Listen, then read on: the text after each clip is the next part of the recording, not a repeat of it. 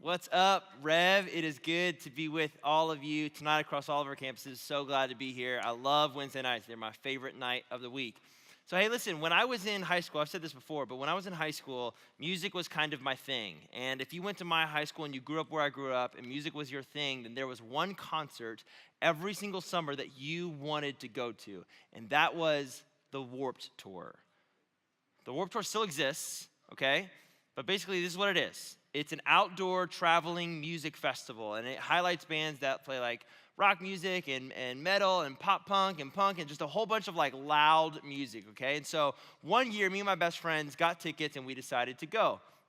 We were super excited, but we didn't really know what to expect. And so we show up, it's in the middle of summer, and the day of Warped Tour, the day that I went, my high school, it was like 102 degrees outside.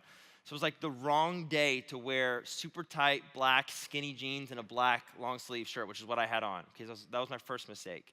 And the other reason it was bad to wear super black tight skinny jeans was, well, one, I just looked stupid. But then the third reason was that there's this thing that people do at Warped Tour called mosh pits. Do you guys know what mosh pits are? I'm sure that you do. But this is what it is, if you don't. It's when normal human beings go to a concert and they collectively decide to lose their minds and run as fast as they possibly can towards one another. And when you are wearing black, tight, you don't have flexibility, okay, to like run away from people that are literally trying to run you over. And so that was maybe my second mistake of the day. The other thing about Warped Tour is that there are thousands of people there. It's jam-packed. No matter where you go, you are running into people. If you turn around, you're running into people, which was gross because it was super hot and everyone was really sweaty and they smelled weird, okay? And it's like if I wanted to go from here to there, I had to walk through a bowl of spaghetti. You know, I was just like wiggling through all of these gross, sweaty people. It's disgusting. And then the last thing was that it was so loud. Every single moment of that day was filled with noise. I was there for 10 hours that day. And I loved the bands that I listened to. It was super fun, but like there was not a single moment of silence. The whole time was filled with not just noise, but like abrasive noise. Like it was in your face the entire day. And so when the last band played their last song, my friend and I get in our car to go home, and we closed the door, and it was the first moment of silence in the entire day. And I really began to question, like, will I ever enjoy music again? Like, will I like listening to music? Because I was so overexposed that day, and all I wanted in that moment was just a little bit of peace. And the reason I tell you that story tonight is because I think for many of us, we live our lives like we're living inside of a Warped Tour. Hopefully the people in your life aren't as sweaty as they were for me, but like the noise. We fill our lives up with constant noise. We have never-ending content from social media. We have unending looping music that is connected to our ears at all times. We have constant snaps and notifications that are lighting up our phones. Sometimes, we need to figure out a way to cut the noise in our life and find some peace. And so the question for us tonight, the question of the night is this right here. Where do you find peace? When life is stressful, when life is chaotic, when you are living in the noise, where do you go and what do you do to find some peace? Maybe some of you are here tonight and you are in a season like this. You've got midterms coming up. You've got exams and homework piling up right now. That's kind of in the back of your mind. You've got the holidays right around the corner, which can be kind of like a stressful time for many people. Or you've got friends and family that bring along their normal, everyday drama. When you are caught in the middle of the noise of your life, where do you go? I think for many of us, we don't actually know how to answer this question. You know, I think for a lot of us, when we feel stressed or we feel caught in the middle of the noise, we go and we watch Netflix. We binge watch a show. We just kind of turn off our brain. For others of us, we get caught in YouTube cycle and that we're like waste 3 hours of our day because we are caught watching kittens on YouTube. Or for many of us, if we're honest, before we go to sleep each night, we're spending an hour, 2 hours scrolling through our phones just trying to numb our brains from the day. But the problem with that approach to finding peace in your life is that it is trading one form of noise for another. And usually, it doesn't leave us feeling restful or peaceful. It normally makes us feel more anxious. And so if that doesn't work, then where do you go? Where do we go to find peace? Well, I think this is a question that the people of Israel were asking themselves hundreds of years ago. And there was a guy by the name of Isaiah. And Isaiah wanted to point people towards the right direction. You see, Isaiah wanted to help people find peace in God. And so Isaiah wrote a book of the Bible called Isaiah. And it talks a lot about the kind of noise that Israel was living in, but it also has moments where Isaiah is trying to point people towards a source, towards a place of hope and a place to find real peace at. So I'm going to read us a section of it coming from chapter 9. And in this beginning section, Isaiah begins this chapter by extending hope to anyone who feels confused, exhausted, or living in the noise. And this is what he said. The people walking in darkness have seen a great light. On those living in the land of deep darkness, a light has dawned. And then just a few verses later, Isaiah tells us what we should be looking for, what God is going to offer to us when we are living in the noise. And this is it. For to us a child is born, to us a son is given, and the government will be on his shoulders. And he will be called Wonderful Counselor, Mighty God, Everlasting Father, Prince of Peace. Of the greatness of his peace and government and peace, there will be no end. See, Isaiah, what he's trying to do here is he's trying to show us that God is going to provide someone who will give counsel to those in need, relationship to those who feel alone, and peace to those who are living in the middle of noise. See, friends, Isaiah was talking about Jesus hundreds of years before Jesus was ever born. And the thing about that word government that he uses twice here, it's not like politics, or it's not like the White House or what we typically think about when we hear that word.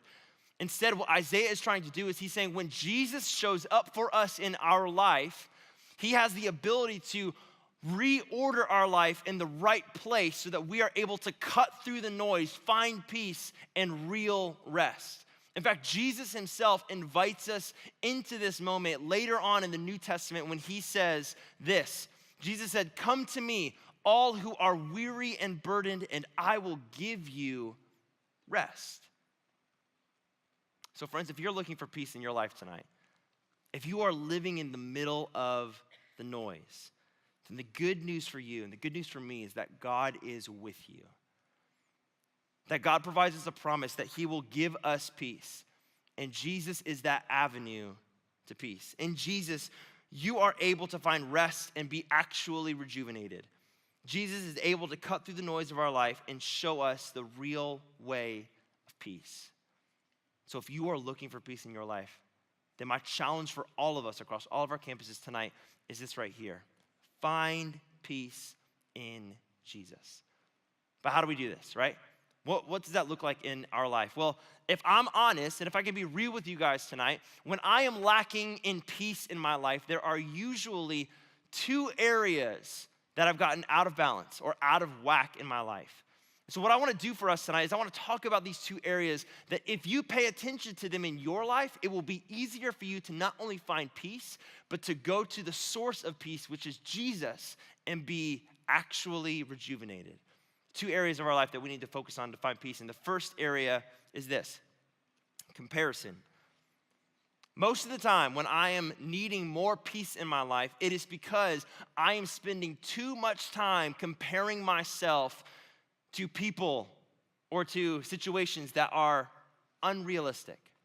For instance, a few weeks ago, I followed this dude on Instagram. And he's a pastor, and he's like got his life together. Like he's really well spoken. He's got very nice hair, and he's a handsome dude. He's got a good looking dog. He's got a cool motorcycle. And then he like posts pictures of himself doing these really intricate, cool yoga poses. He's just doing like posing, but yoga style on his Instagram. And here's the deal. When I first saw this guy, my first thought was like, I could do that. I'm a pastor. I could have a motorcycle if I wanted one, which I don't. I can do yoga. I'm not afraid. And so here's what I did for real. This is a true story. For the next couple of weeks, each night before I would go to bed, I would go into my basement and I would practice doing these weird looking poses that he would do. And I'm not exaggerating when I say I have never put myself willingly through so much pain in my entire life. Like, I couldn't do a single pose that this guy was doing. It was embarrassing. Also, the poses that he posted were like, they seemed offensively easy, okay? Like any dummy could do it. And I'm, meanwhile, in my basement, like trying to wrap myself up and just failing hard. The reason I did these poses in my basement was because I was hiding, because I didn't want anyone to see me weep my way through trying to figure this out, okay? But here's the deal. The reason I did all of that, the reason I tried that, the reason I embarrassed myself to only myself was because I saw a dude on Instagram who I did not know, who had no real influence over my life, and I compared myself to him, and I thought, man, I don't measure up. I'll never look like that guy. I'll never do what he could do. I'm not like him. And that might be a silly example, but I wonder how many of us in this room do that. I wonder how many of us struggle with comparing ourselves to other people. I wonder how many of us have anxiety based on what you think other people are expecting you to do. I wonder how many of us are here tonight and you are feeling constantly overwhelmed because no matter how hard you try, you feel like you'll never be able to look like them, do what they do, have what they have, whoever they are. You see, friends, every time comparison creeps into our life, we lose out on peace. Every single time.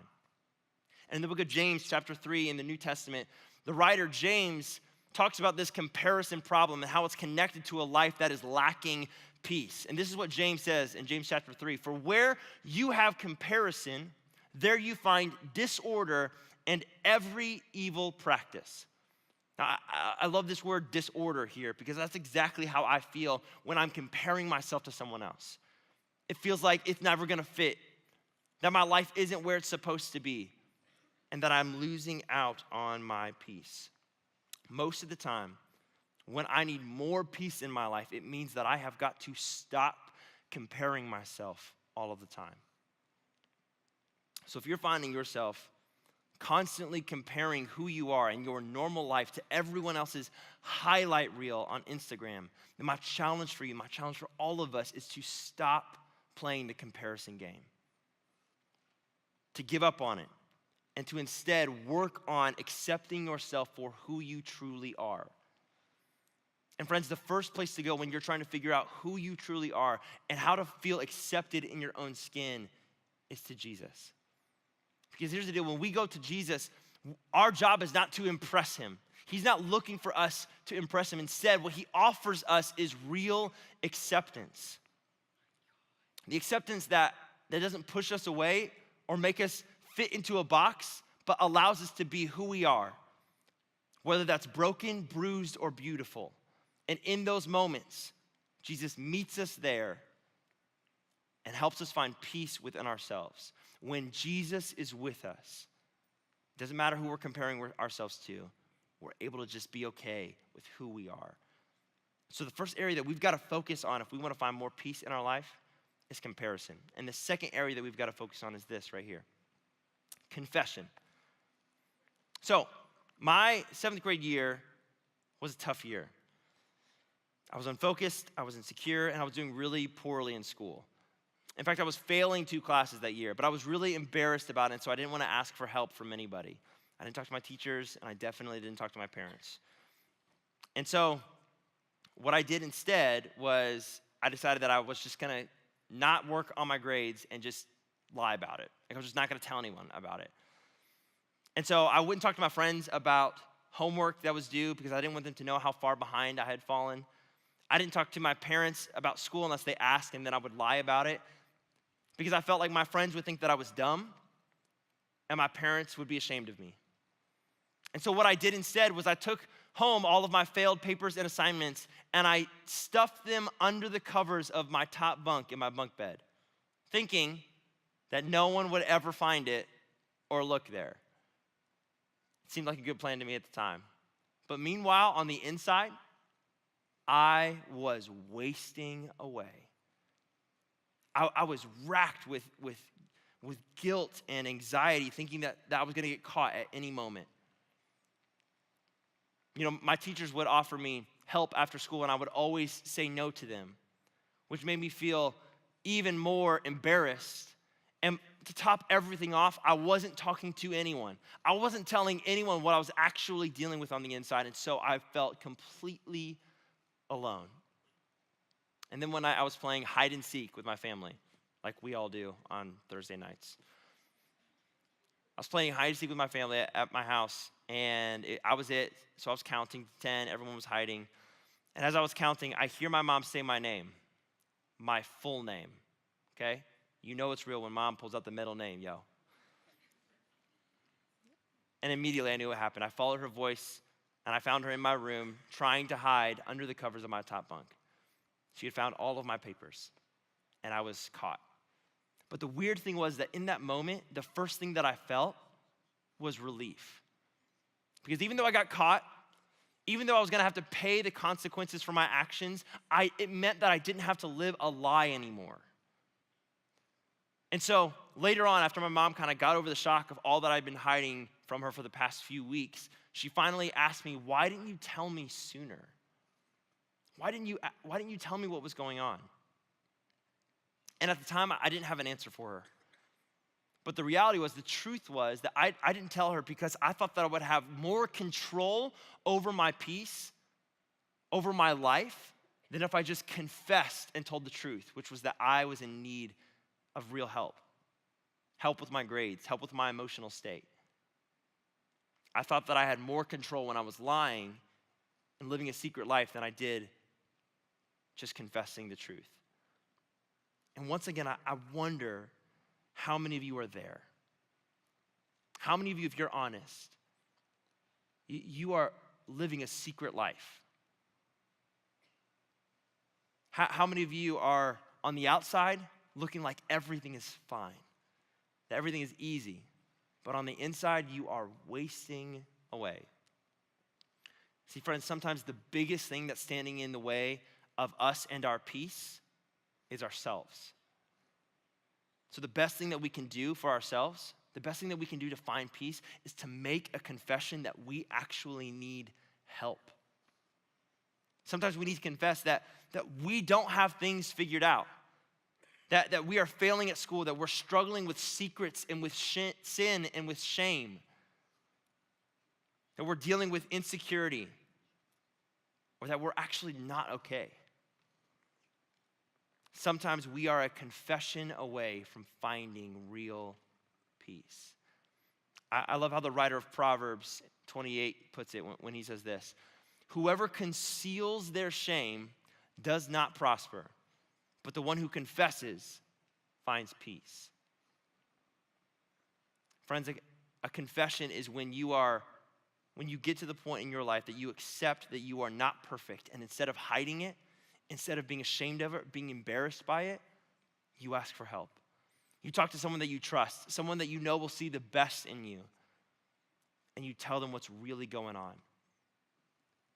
And friends, if you're living that kind of life, if you're living a secret, hidden life right now, then the first person to go to, the first person to confess to should be Jesus.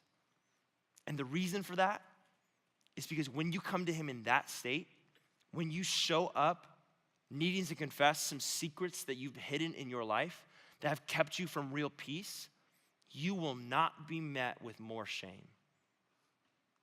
You will not be met with putting your nose in all of your sin. Instead, you will be accepted and welcomed in.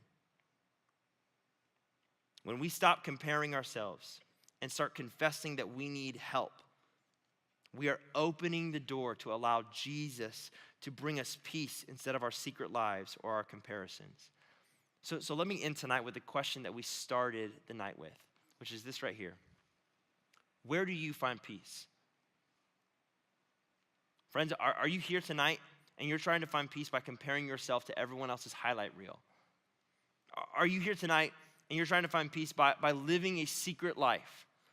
Or are you here tonight and you're trying to find peace, trying with everything that you have, but you're ending up with more and more anxiety? Friends, if that's you, then my encouragement to you is to throw all of that away and to begin to find your peace in Jesus, because he's the one that will accept you.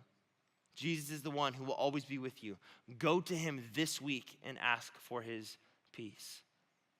And what I mean by that is by you going to Jesus and saying, Lord, I'm not perfect. I want to believe that you love me. Will you forgive me and show me a way forward? That's all that it is. And then allow him to do the work inside of you to give you the courage to talk to somebody else. Allow him to not necessarily take away all of your problems or all of your anxieties, but to give you hope that once you confess, once you cut out comparison, that peace is right there waiting for you. So friends, this week, let's throw out our comparisons and let's have the courage to confess that we need Jesus' help. Let's pray. Jesus, Lord, I pray that friends all across the Twin Cities would be encouraged and have courage to find peace in you. Jesus, it's what you do. It's who you are. You are the one that when we welcome into our lives, you give us a new government, Lord. You reorganize our life so that we're able to find peace and we're able to really live a life that is dependent on you for our peace and not on what other people look like or what other people have or what other people can do that we seem to not be able to, or the secrets that we hold deep within ourselves that keep us from living into our potential. God, whatever it is that is keeping us from confessing where we're really at, or whatever it is that is in the way of accepting who we are and who you created us to be, God, show us how to throw it out this week. And may we find our complete peace in you. Thank you, God, for doing all that you do through Jesus. Lord, we trust you and we love you. In Christ's name, amen. All right, Rev, see you next week for the Christmas party. Bye.